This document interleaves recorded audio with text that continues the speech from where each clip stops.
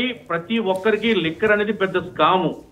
Liquor ప్రభుత్వం మెరుగైనటువంటి policy తీసుకొచ్చి మద్యం ప్రభుత్వం ద్వారా అమ్మించి చేయడం అనేది పెద్ద స్కామ్ అనేది అందరికీ తెలుసు. కోర్టు దాన్ని నిర్ధారించవలసి ఉందంతే. ఫైనల్ మెట్లో ఉంది. దానికి డెడ్ అండ్ బాస్ ఎవరో కూడా తెలుసు. ఎవరు?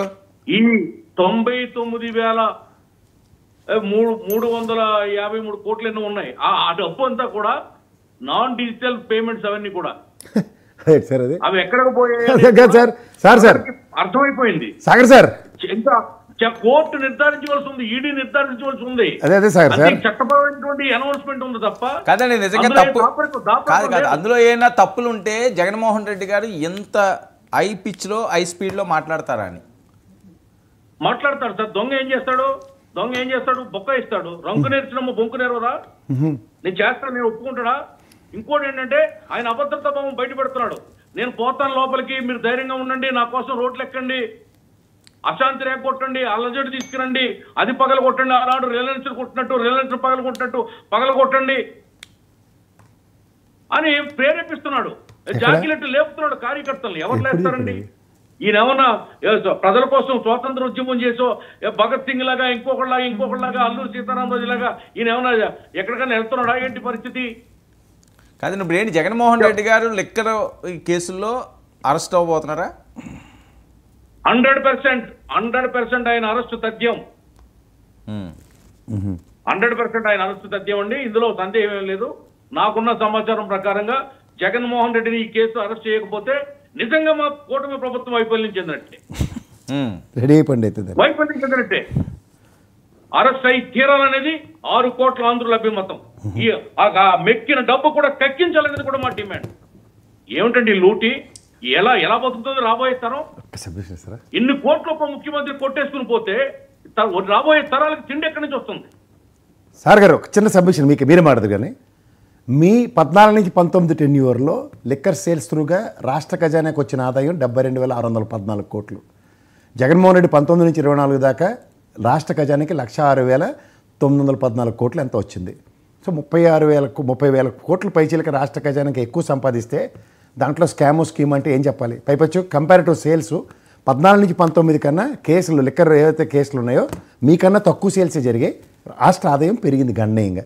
రాష్ట్ర ఆదాయం గణనీయంగా పెరిగినప్పుడు రాష్ట్ర ఎక్స్చెకర్కి మనకి డబ్బులు వస్తే దాంట్లో స్కీమ్ అనే ఒక పథకం ప్రవేశపెట్టి ప్రభుత్వమే అమ్మడం అన్నది స్కీమ్ అయితే మీరు స్కామ్ కింద దాన్ని అభివర్ణిస్తే ఎలా జస్టిఫై? అందుకే నేను క్యాబినెట్లో ఏం ఆడొద్దని చెప్పారు.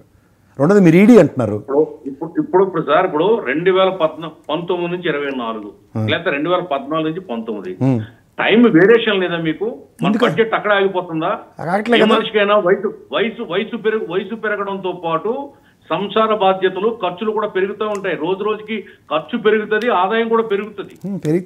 ఏదో మీరు కొంత ఆదాయం వచ్చిందని అదేదో ఆ ఆదాయం అదే చెప్తున్నాం మేము. ఆ ఆదాయం గవర్నమెంట్ కు వచ్చిందా? ఎందుకు వంకాయ కొంటే కోడిగుడ్డు కొంటే సపోటా కొంటే సబ్బు బిళ్ళ కొంటే అగ్గిపుల్ల కొంటే డిజిటల్ పేమెంట్ ఉన్న రోజుల్లో 99,000 పైచిలుకు కోట్లు మీరు డిజిటల్ పేమెంట్ లేదంటే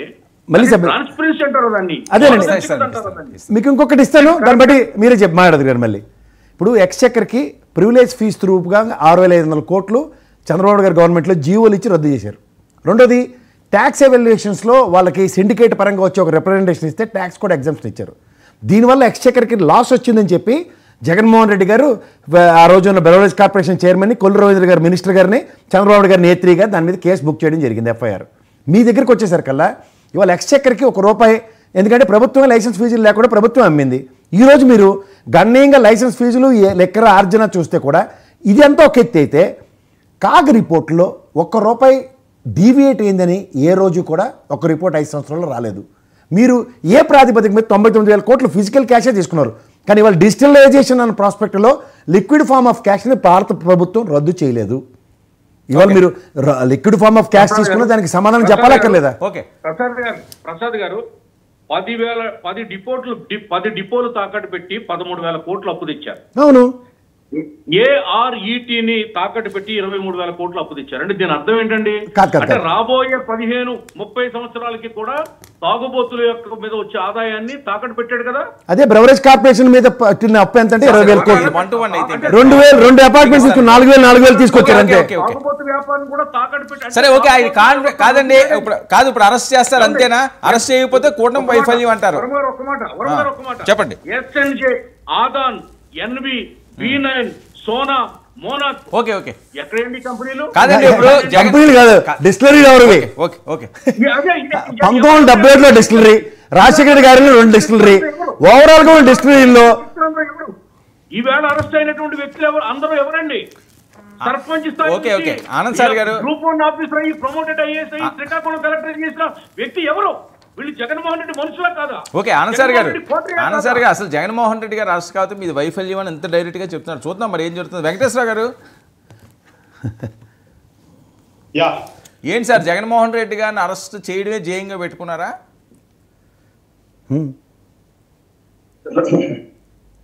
ఏమనేది